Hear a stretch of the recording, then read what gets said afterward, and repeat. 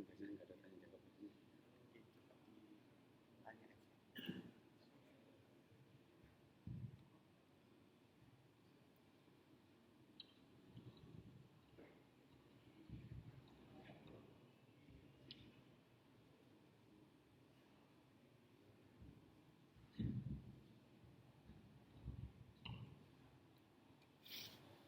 Bismillahirrahmanirrahim. Assalamualaikum warahmatullahi wabarakatuh. Alhamdulillahil mubdi'ul mu'id, al-fa'alu lima yurid, alladhi khalaqal khalqa faminhum syaqiyyun wa sa'id. فهذا قربه لحضرته وهذا أشقاه فهو بعيد. أشهد أن لا إله إلا الله وأشهد أن محمدا عبده ورسوله أفضل الرسل والعبيد. اللهم صل وسلم وبارك وكرم على حبيبنا وشفيعنا وقرة أعيننا محمد وعلى آله وصحبه وسلم تسليما كثيرا. أما بعد، نود التعلم والتعليم والإفادة والاستفادة والنفع والانتفاع لله تعالى. رب اشرح لي صدري ويسر لي أمري واحلل عقدة من لساني يفقهوا قولي. آمين يا رب العالمين. Ikhwatul iman jemaah sekalian, mari kita senantiasa bersyukur kepada Allah Subhanahu wa taala. Pada malam hari ini kita diberikan oleh Allah kemudahan, kesehatan, diberikan nikmat untuk terus bisa istiqomah dalam melaksanakan ibadah. Di antaranya adalah ibadah sholat maghrib berjamaah di masjid, dan ini merupakan nikmat yang harus kita syukuri. Begitu juga diberikan kesempatan untuk terus bisa duduk di sini. Jangan lupa niat kita di sini, nawaitul i'tikaf fi hadzal masjid li muddati iqamati fihi lillahi ta'ala.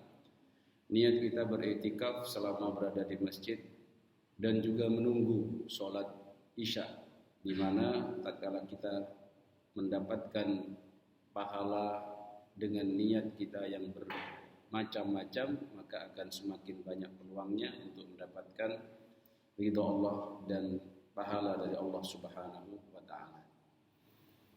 Salah satunya ikhwatul iman, duduk kita di sini selain niat beriktikaf di masjid ini, niat juga mencari ilmu, memotivasi diri untuk terus bisa mendapatkan petunjuk dan hidayah dari Allah Subhanahu wa taala melalui firman-firman-Nya, melalui juga sabda-sabda Rasulullah Muhammad sallallahu alaihi wasallam. Tema yang akan kita bahas pada pertemuan kali ini tertulis di masjid ini ya. Dari sana ada Bismillahirrahmanirrahim. Ya ayyuhalladzina amanu idza nudiya lis-salati min yaumil jum'ati fas'au ila dzikrillah wa dzarul bai' dzalikum khairul lakum in kuntum ta'lamun. Kemudian juga di sebelah samping kiri kelanjutan dari ayat ke-9, ayat ke-10, fa idza qudiyatis shalah fantashiru fil ardi wabtaghu min fadlillah wadhkurullaha katsiran la'allakum Sadaqallahul azim. Ayat ke-9 dan 10 dari surat Al-Jum'ah. Semoga tulisan ini, firman Allah yang ditulis di dinding masjid ini, selalu nantinya membuat kita ingat bahwasannya setiap hari Jumat di waktu zuhur ada panggilan Allah Subhanahu wa taala agar kita bersegera menuju kepada masjid ini ketika sudah dipanggil oleh Allah Subhanahu wa taala. Karena kelalaian kita, walaupun terkadang kita ini rumahnya mendekat dengan masjid sehingga tidak sah hukumnya. Ada yang berpendapat demikian, la salata li jaril masjid illa fil masjid, kecuali di masjid. Ada yang mengatakan di sini maksudnya tidak sempurna salat seseorang yang bertetangga dengan masjid kecuali di masjid, bagi laki-laki khususnya. Terkadang juga kedekatan dengan masjid ini malah melalaikan kita, apalagi kita bisa mendengar suara khotib ya, sehingga kalau khotibnya belum salam belum berangkat. Bahkan di masjid tertentu itu petugasnya masih lihat gimana, sudah berapa orang yang masuk, apa adzan, tunggu 5 menit 10 menit, padahal sudah waktu masuk sholat. Dan jikalau ada ijtihad yang diambil oleh sahabat Nabi Sayyidina Utsman bin Affan dengan adanya adzan 2 kali di waktu Jumat, itu diantaranya untuk mengingatkan kita bahwasannya di hari Jumat ini Sayyidul Ayyam berbeda dengan hari-hari lain, bahwasannya di situ ada syariat yaitu sholat Jumat, yang mana juga berbeda pendapat para ulama. Apakah sholat Jumat itu adalah sholat duhur yang dikosor menjadi 2 rakaat, kemudian 2 rakaatnya yang lain digantikan oleh khutbah Jumat, sehingga itu menjadi satu kesatuan, atau dia ini memang satu syariat khusus yaitu sholat Jumat. Nah, itu silakan. Bagi yang ikut pendapat yang pertama, jangan sampai ketinggalan khutbah Jumat, karena itu bagian dari sholat. Dan jangan sampai di waktu khutbah Jumat itu disampaikan, dia malah tertidur. Karena konon katanya tidur paling nikmat itu ketika khotib naik mimbar. Luar biasa. Ketika khotib naik mimbar justru tidurnya itu paling nikmat di situ. Dan setan ingin sekali kita itu tidur di waktu itu. Ketika khotib mengatakan, ya ayyuhalladzina amanu taqullaha haqqa tuqatih wa la tamutunna illa wa antum muslimun. Wahai orang beriman, bertakwalah dengan sebaik-baik takwa kepada Allah, dan jangan sekali-kali kalian mati kecuali dalam keadaan muslim. Ternyata sudah mati duluan ya, majas. Saya pernah dulu menjadi khotib di anak-anak maba, karena mungkin malam Jumat itu dia kegiatannya full. Ketika Jumatan itu di hall gitu, ternyata kepalanya putus semua. Saya mikir gini, ini saya ceramah sendiri, ngomong-ngomong sendiri, kayaknya kayak orang gila aja ya. Akhirnya saya percepat saja khutbahnya, daripada tidurnya tambah enak, malah ada yang ngorok itu tambah ruwet masuk ke jalan langsung ya. Ikhwatul iman jemaah sekalian, memang kita memperlakukan hari Jumat itu harus beda. Bahkan dari sisi makanan pun kalau bisa sesekali setiap hari Jumat itu pastikan keluarga kita itu merasakan bahwasannya ini hari rayanya orang-orang Islam. Bahkan makruh hukumnya puasa mengkhususkan di hari Jumat. Maka harus ada beda, termasuk ketika kita di hari Jumat itu meliburkan kegiatan, meliburkan sekolah mungkin bagi suatu institusi yang memang meliburkan. Tujuan diliburkan bukan hanya untuk meleha-leha, tetapi untuk kita ini lebih maksimal lagi dalam menunaikan ibadah sholat Jumat kita. Sehingga seruan Allah Subhanahu wa taala dalam surat Al-Jum'ah yang juga disunahkan dibaca oleh imam ketika khutbah, ketika mengimami salat Jumat, walaupun di sini tidak umum di Indonesia, yang umum lebih banyak membaca Sabbihis dan juga Al-Ghasyiyah, karena itu lebih pas gitu. Takutnya terlalu panjang kalau baca Al-Jum'ah dan As-Sajadah.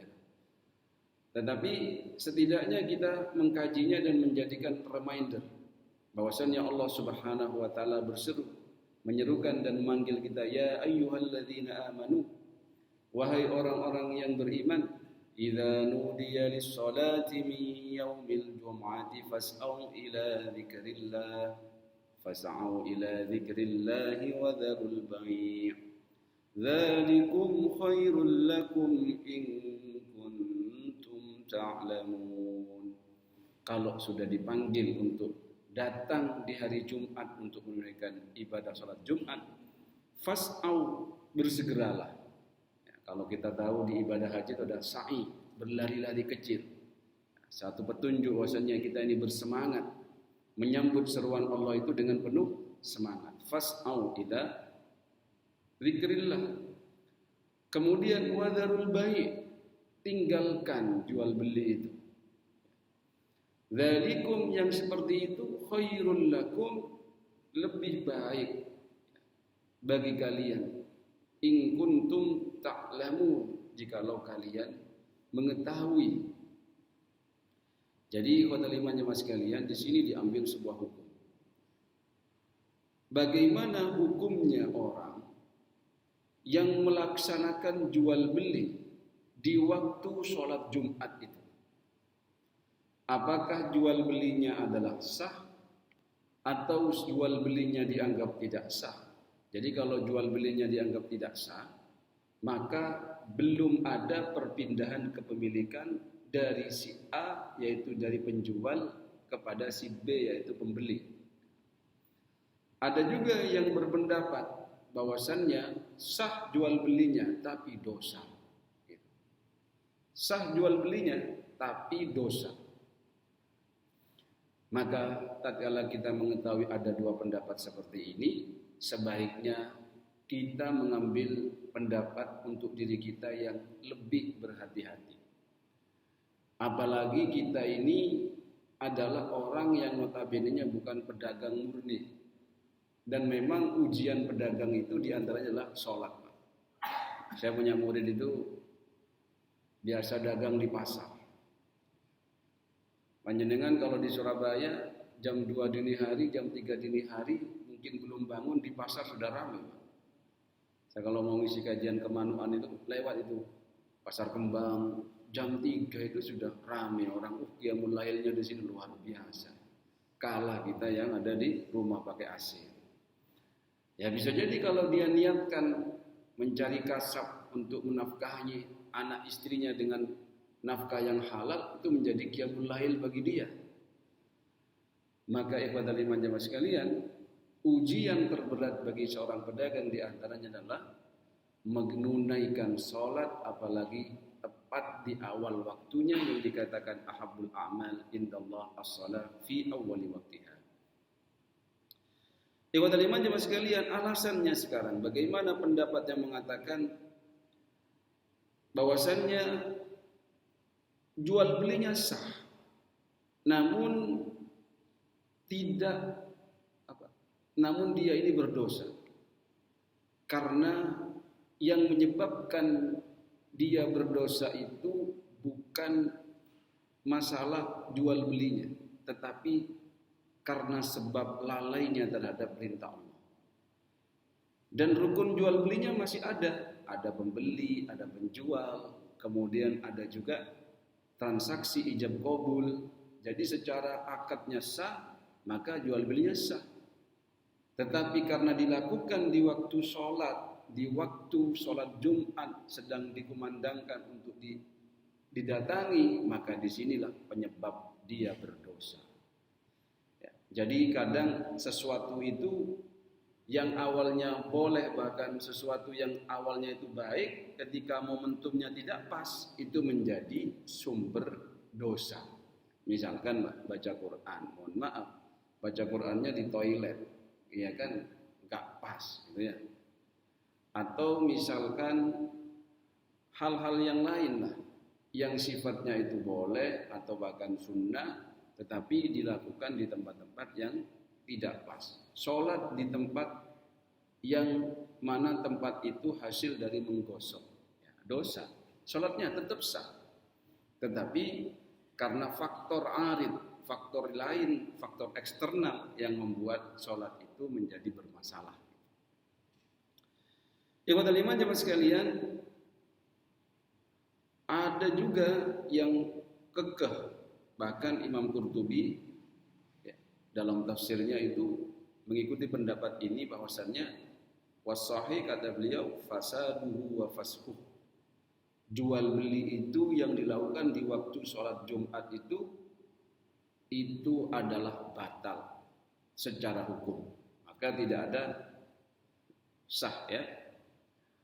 Karena beliau juga menguatkan dengan dalil lain, yaitu kullu amalin laisa alaihi amruna fahuwa rad.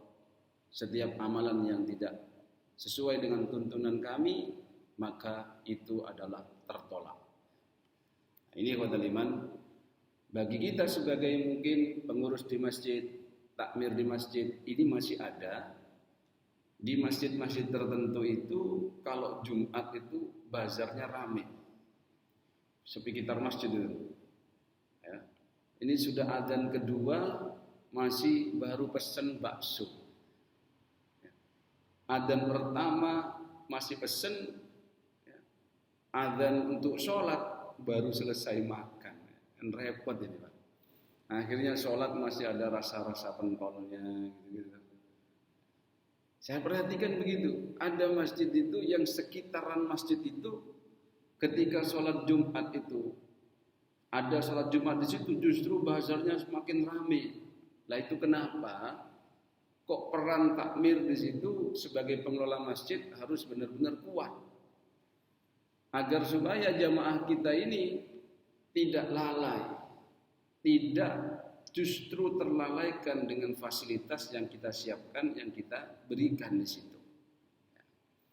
Karena kalau kita juga nantinya membiarkan, kita bisa jadi terkena barang siapa yang menolong orang untuk bermaksiat kepada Allah, maka dia pun berpeluang untuk mendapatkan dosanya.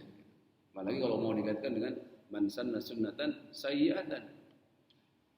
Ini berbahaya bagi kita. Kita duduk-duduk, kita sudah khusyuk di dalam masjid, ternyata karena kita adalah pengelolanya, kita pun terkena dosanya. Na'udzubillahi min dzalik. Maka dari situ ikhwatal iman, mari dari adanya firman Allah dalam surat Al-Jumu'ah ini semakin menyadarkan kita. Kalau kita sebagai orang yang memiliki tanggung jawab dalam mengelola masjid, maka pastikan masjid kita ini bersih dari hal-hal seperti itu. Kalaupun masih ada, misalkan di Masjidil Haram, ada kan sekitarannya itu toko, atau di masjid yang mungkin lantai 2-nya masjid, lantai dasarnya adalah toko-toko, yang mana sewanya masuk ke masjid misalkan. Diberikan bagaimana perjanjian kalau sudah waktu sholat, tolong dihentikan, khususnya sholat Jumat misalkan. Jangan buka, sabar 1 jam aja. Atau 15 menit, 20 menit saja. Harus bersabar. Ini yang perlu diedukasi di tempat kita. Khususnya di wilayah-wilayah yang belum memiliki kesadaran itu. Ikhwatal iman jamaah sekalian, kalau sudah sholat, baru silakan. Fa idza qudiyatis shalah fantashiru fil ardh wabtaghu min fadlillah wadhkurullaha katsiran la'allakum. Silakan kalau sudah sholat, silakan menyebar lagi ke muka bumi, lakukan aktivitas-aktivitasnya. Toh sholat itu hanyalah sekian-sekian menit, hanyalah sekian-sekian jam dan seterusnya. Apalagi sholat Jumat di Indonesia ini, ya memang dianjurkan tidak terlalu panjang. Dalam artian apa? Ada memang tuntunan memperpendek khutbah dan juga memperpanjang bacaan. Dan bacaannya pun suratnya sudah pernah dicontohkan Nabi, yang umum dipakai sabbihis dengan al-ghasyiyah. Jadi tidak terlalu panjang. Yang repot itu kita dibalik khutbahnya panjang, sholatnya yang pendek. Seharusnya dibalik atau minimal berimbang. Ya. Dan ikhwatal iman jamaah sekalian, kenapa kok kita ini diutamakan untuk hadir di awal waktu? Banyak perkaranya. Satu perkaranya adalah keutamaan kita untuk mendapatkan shafful awal fal awal. Sampai dikatakan andai saja orang itu tahu keutamaan shafful awal, maka orang-orang itu akan royoan sampai nanti mau diundi. Misalkan ini saya bareng ini datangnya, diundi saja diundi, ada panitianya. Tapi terkadang kan tidak kalau di Jumatan itu.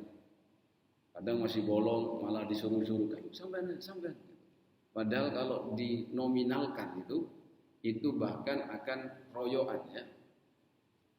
Dan shafful awal itu akan menjadi favorit banget bagi mereka yang tahu. Diriwayatkan dari Abu Hurairah radhiyallahu anhu anna Rasulullah sallallahu alaihi wasallam qala, Rasul sallallahu alaihi wasallam bersabda, "Lau ya'lamun nas ma fil nida'i was-safil awwal." Andai saja para manusia itu tahu bagaimana keutamaan dalam panggilan dalam salat itu, kemudian menduduki di shaf pertama, "Tsumma lam yajidu illa ayastahimu alaihi lastahamu." Maka dia akan royokan dan bahkan berdesak-desakan di situ. Ini salah satu petunjuk bahwasannya shafil awal itu adalah yang terbaik. Bahkan khairus sufufir rijali awwaluha. Yang paling keren bagi laki-laki itu shafil awal yang paling bagus. Kalau kita ingin dapat shafil awal, kalau dalam hal Jumatan itu Pak, usahakan datangnya di awal dan jangan datang terakhir lalu loncat-loncat. Loncat siapa itu Pak? Ngeloncatin bahunya jamaah, loncatin, itu adalah larangannya. Itu menyakiti bagi jamaah. Dia sudah mau khusyuk, ya, sudah iktikaf dengan khusyuk, kemudian panjenengan datang loncat, gitu. Apalagi nyenggol, akhirnya dia kaget, gitu ya. Ini.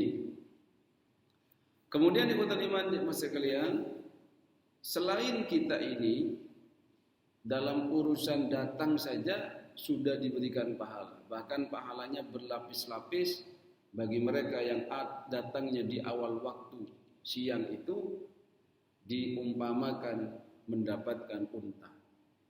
Setelahnya saat berikutnya sapi, saat berikutnya ayam, saat berikutnya tahapan berikutnya telur. Nah, yang repot itu imamnya dapat separuh baru datang. Kira-kira dapat apa Pak? Entah telurnya cecak atau separuh setengah mateng gitu, yang repot. Itu perumpamaannya itu. Kemudian semakin kita lama menunggu, semakin kita dihitung dan diberikan maghfirah oleh Allah Subhanahu wa taala. Seperti ini, kita menunggu sholat dari waktu sholat ke sholat yang lain. Ini dihitung pahala dan dihitung oleh Allah Subhanahu wa taala, diutus malaikat yang memintakan ampunan kepada kita, kepada Allah terhadap dosa-dosa kita yang menunggu datangnya waktu sholat.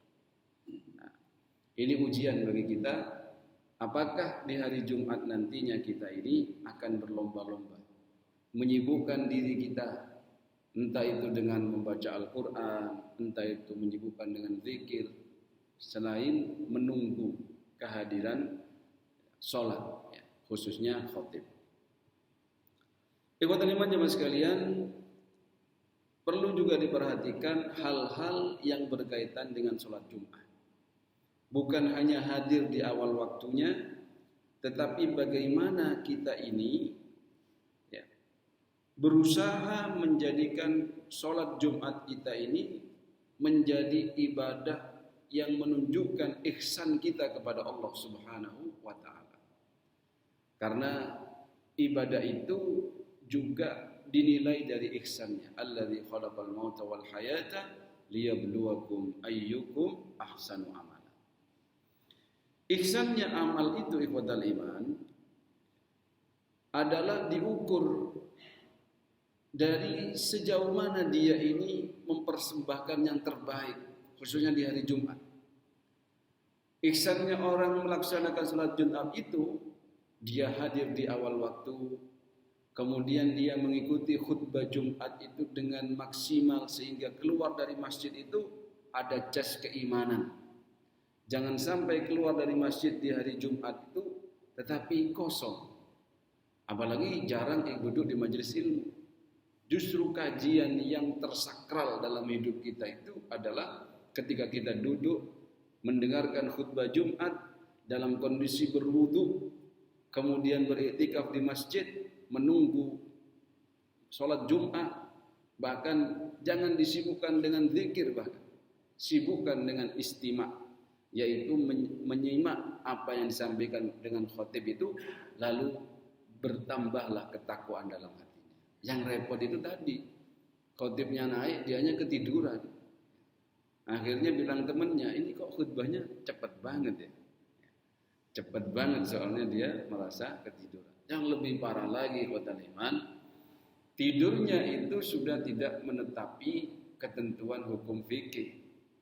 Dalam mazhab Syafi'i misalkan, tidur yang ghairu mutamakkin itu pantatnya itu bergeser dari yang seharusnya dia duduk, sehingga tergolong membatalkan sholatnya karena batal wudhunya.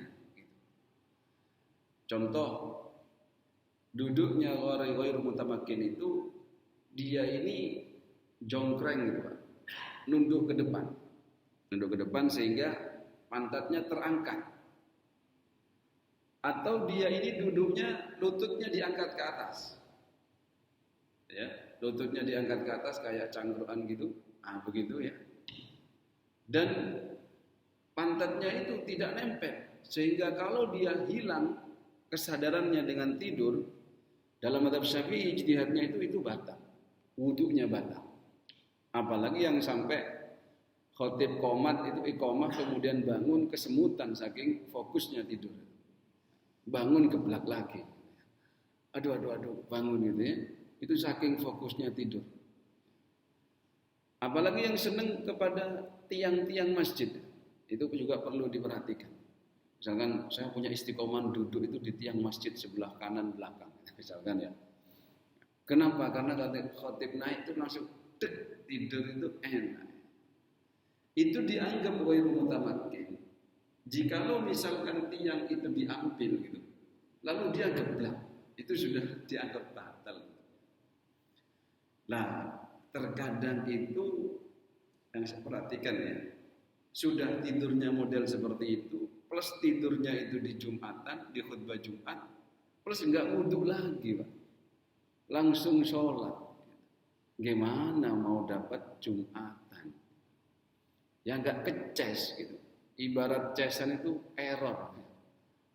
Akhirnya keluar dari Jumat itu yang enggak dapat tambahnya iman, enggak tambah ilmu, enggak tambah takwa. Padahal syarat rukunnya ittaqullah, mengingatkan untuk bertakwa, baik yang menyampaikan atau yang mendengarkan.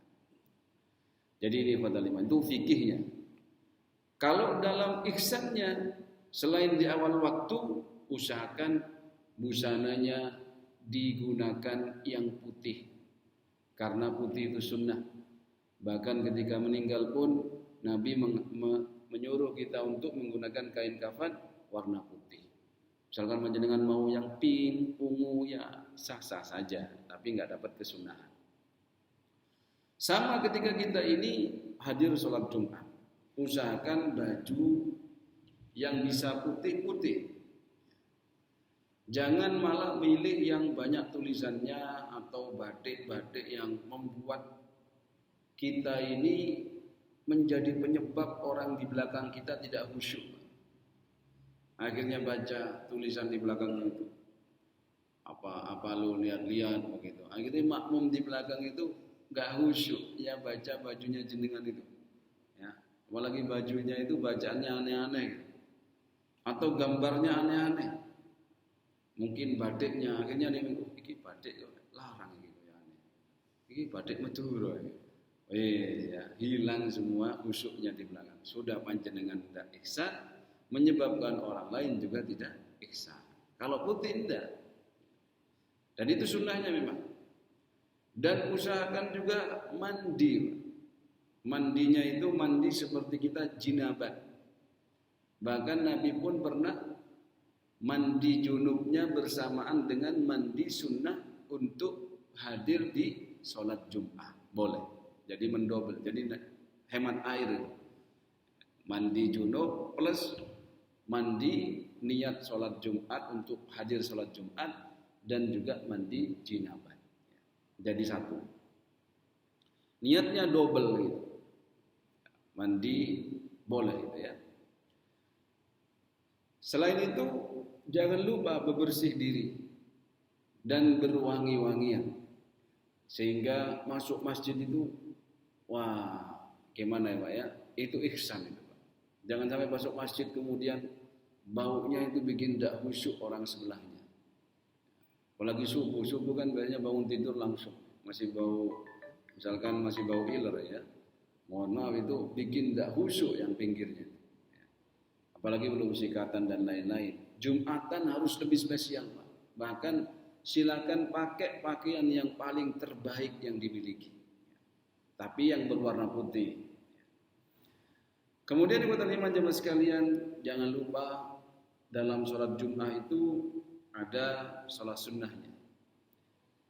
Ada yang mengatakan 4 rakaat setelahnya, ada juga yang 2 rakaat setelahnya, ada juga yang menganjurkan memang sholatnya di rumah, sehingga rumah kita juga ditempati untuk beribadah kepada Allah Subhanahu wa Ta'ala. Ikhwatul iman jemaah sekalian, kemudian jikalau kita ini datang di masjid, kemudian kebetulan terlambat dan kebetulan juga khatib sudah berkhutbah, boleh kita sholat tahiyatul masjid 2 rakaat tapi diperpendek. Jangan baca yang panjang-panjang, diperpendek lalu duduk.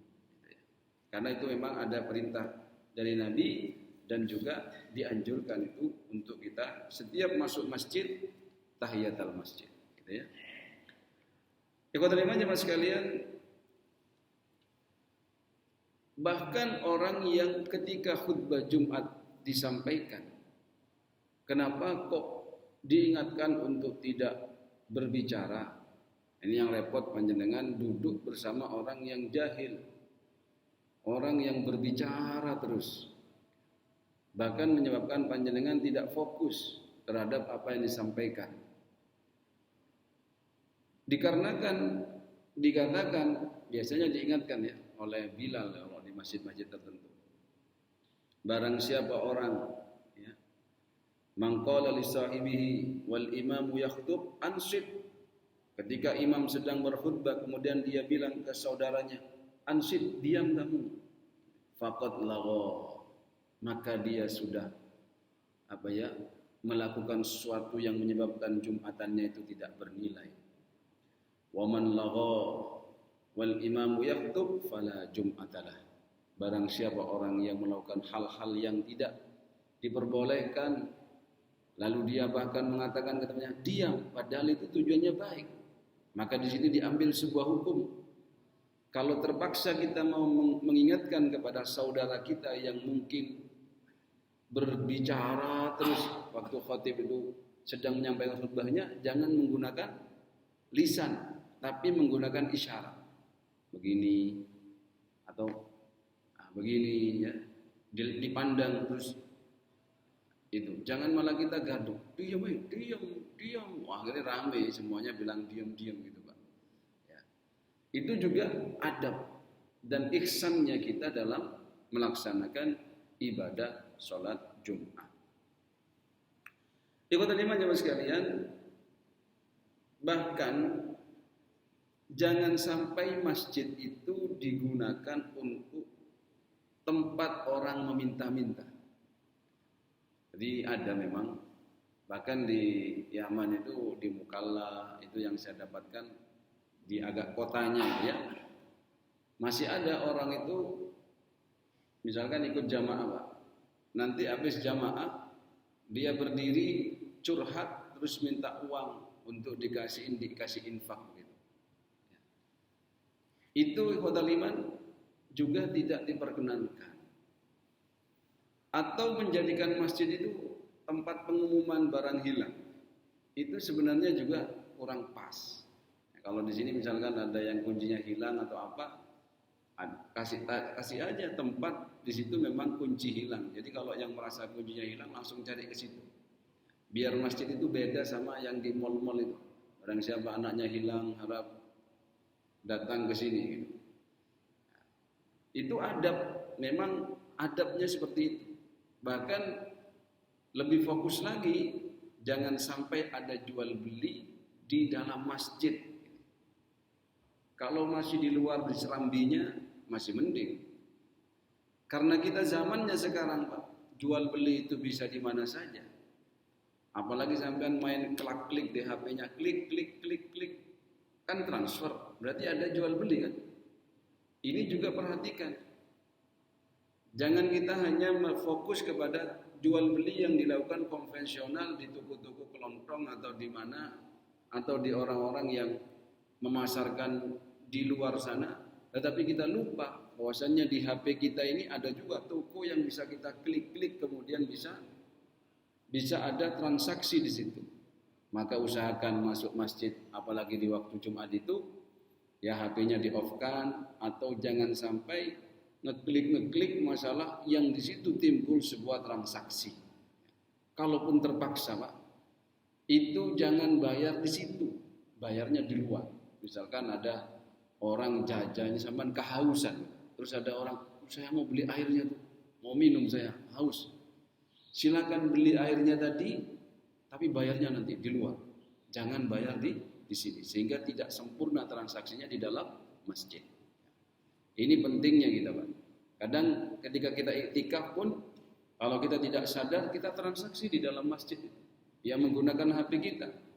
Kan ada internet bankingnya, ada juga toko-toko online-nya. Semua itu bisa kita lakukan. Bahkan kalau kita nggak sadar, enak-enak saja kita. Saya pernah begitu. Oh ya, ini masjid ini, keluar dulu, baru transfer, ya kan? Atau baru order dan seterusnya. Nah, ini biar masjid itu, Pak, sakralnya itu tetap ada, kehormatannya itu terjaga. Jangan sampai seperti kejadian yang terjadi, bahwasannya memang dunia itu melalaikan. Bahkan kisah yang terjadi ya waktu Nabi waktu itu khutbah Jumat, datanglah rombongan pedagang, kafilah dagang. Akhirnya itu anggota sholat Jumatnya itu berhamburan lari ke tempat dagang tersebut. Itu yang khutbah Nabi itu, bukan ustaz. Apalagi ustaz bisa jadi seperti itu. Maka dikatakan di ayat ke-11 itu, wa idza ra'au tijaratan aw lahwan faddu ilaiha wa tarakuka qa'ima. Itu kisahnya seperti itu. Kul, katakan wahai Muhammad, ma indallahi khairun minal lahwi wa minat tijarah. Bahwasannya apa yang ada di saat itu ketika kalian itu sedang melaksanakan ibadah Jumat bersama khutbahnya itu jauh lebih baik dibandingkan perdagangan dan duniawi itu saja. Wallahu khairur razikin, dan Allah adalah zat yang maha baik memberikan rezeki. Semoga kita dengan adanya ilmu ini lebih berhati-hati lagi, lebih bisa memaknai bahwasannya sholat Jumat yang kita lakukan ini adalah sarana menuju mencapai ridhonya Allah, sarana menuju meningkatnya kualitas keimanan dan ketakwaan kita kepada Allah Subhanahu wa taala. Amin. Allahumma amin. Saya kira itu yang bisa saya sampaikan. Monggo jika masih ada yang ingin tanya jawab atau ingin memberikan usulan atau apapun, monggo silakan. Oke, monggo. Waalaikumsalam.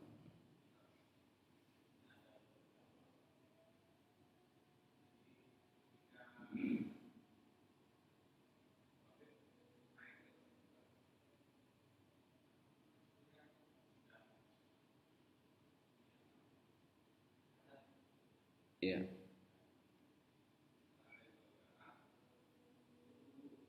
Oke.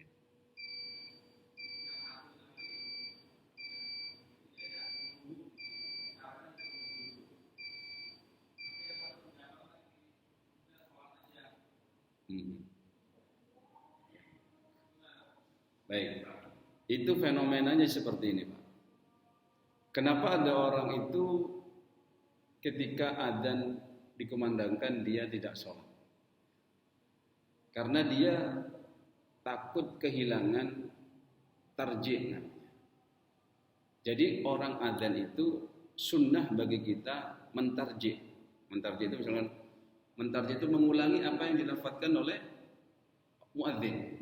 Allahu Akbar, Allahu Akbar. Kita mengulangi Allahu Akbar, Allahu Akbar. Karena kan enggak semua kita bisa adzan, ya kan? Yang adzan itu yang enak suaranya, jangan yang banyak batuknya. nanti gak ada orang datang. Aduh, waktu tok kira dengan itu. Jadi filosofi dan dasarnya itu salah satunya ya, yang saya perhatikan begitu. Jadi meria itu menunggu, tapi jangan sampai begini Pak, menunggu diam tapi nggak jawab takjil. Terus ngapain? Bagi mereka yang istighol dengan tadi tahiyatul masjid, maka dia menganggap ini ibadah juga. Itu juga ibadah, sama-sama sunnah. Tapi kalau kita bisa mensinkronisasikan bahwasannya ini kita dapat, yang ini juga kita dapat. Jadi sama-sama kita dapat. Sehingga ada kaidah itu, mengamalkan dua dalil jauh lebih baik daripada menggugurkan salah satunya. Yang ini juga punya dalil, yang ini kita punya dalil. Kalau kita sebisa mungkin bisa mengamalkan dua-duanya, maka kita tidak meninggalkan salah satunya. Begitu insyaallah. Boleh, nggih. Jadi silakan menunggu kan. Yang misalkan jangankan seperti itu. Ketika khotib sedang khutbah, kata Nabi apa? Silakan sholat 2 rakaat tapi khafifatain.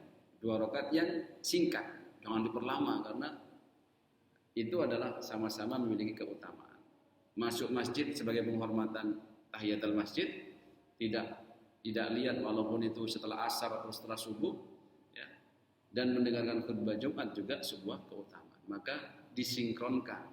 Silakan sholat tetapi jangan lama-lama. Insyaallah begitu kan? Padahal kan kaidah awalnya kan sholat sunnah itu bebas, nggih. Panjenengan sholat sunat mau baca 1 juz, bahkan ada hadis lain, Nabi itu kalau qiyamul lail sholat Pak. Kemudian yang seharusnya kalau di sholat wajib kan berdiri rukunnya, tapi sholat sunat boleh duduk. Duduk. Kemudian mendekati sisa 30 ayat, misalkan baca surat yang panjang begitu, beliau berdiri lalu rukuk. Boleh seperti itu. Misalkan panjenengan punya target menghatamkan Quran dalam sholat sunnah. Ya sholat silakan, begitu boleh. Atau misalkan panjenengan ikut sholat tarawih, kemudian, imam itu, wow, baca ya, sampean kemeng misalnya, nekak geblak nih, silakan duduk, boleh. Jadi berdiri di sholat sunnah itu hukumnya bukan rukun, tapi sunnah. Beda dengan berdiri, ya, membaca Al-Fatihah itu berdiri dalam urusan sholat fardu. Itu rukun. Sehingga kalau panjenengan jadi imam masbuk, misalkan ya, imamnya sudah rukuk, zaman kejar, Allahu Akbar, langsung rukuk, itu tidak sah sholatnya. Kenapa? Karena loncat satu rukun, yaitu rukun berdiri. Yang benar gimana? Allahu Akbar, kemudian Allahu Akbar. Jangan itu inwan, sekali takbir langsung rukuk. Niatnya ingin ngejar 1 rakaat, karena Nabi mengatakan misalkan, barang siapa orang yang rukuk bersama imam, maka dia mendapatkan 1 rakaat. Tapi karena kesusu tadi, Allahu Akbar, semangat itu dalam beragama juga harus disertai dengan ilmu. Oke, ngerti nggih? Tapi kalau sholat sunnah, berdiri itu sunnah. Walaupun namanya itu, misalkan saya kuat berdiri, tapi saya kayaknya kemeng kalau baca setengah juz berdiri. Duduk dulu. Dan itu diriwayatkan oleh Ummunal Aisyah radhiyallahu anha terkait Nabi yang qiyamul lail, kemudian beliau itu duduk, kemudian mendekati selesai kurang 30 ayat atau berapa ayat itu, beliau berdiri lagi, kemudian rukuk, dan begitu juga dilakukan di rakaat kedua. Tapi kalau cuma baca kul Pak, nggak usah duduk lah Pak. Kul wawawa cepat itu. Mungkin dengan mau baca Al-Baqarah, Al-Imran gitu ya, atau misalkan mau pakai HP, monggo. Yang penting gerakannya dijaga. Misalkan ini gerakan besar, jadi ilmunya diterapkan gerakan besar dari tangan ini. Kemudian gerakan besar itu kalau dalam mazhab Syafi'i hasil ijtihadnya adalah jangan berturut-turut sampai 3 kali. Sampai-sampai kalau gatal itu jangan digaruk begini kan, tuh 2, 3, lebih dari. Tapi 1 garuk begini. Ini gerakan kecil, sehingga kalau ada orang sholat terus gini-gini nggak usah dipegang, itu nggak batal, karena itu gerakan kecil.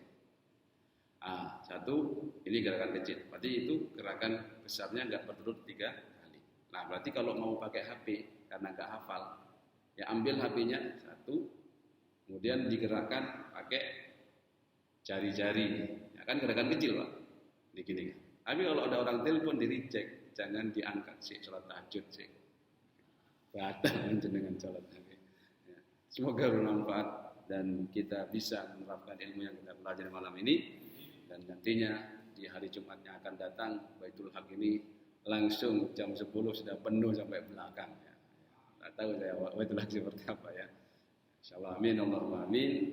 Mohon maaf atas segala kekurangan. Terima kasih atas perhatiannya. Semoga menjadi manfaat khususnya bagi yang menyampaikan. Subhanakallahumma wa bihamdika asyhadu an la ilaha illa anta nastaghfiruka wa natubu ilaik.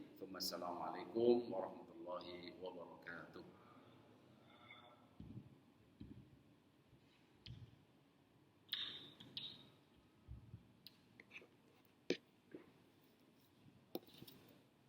Allah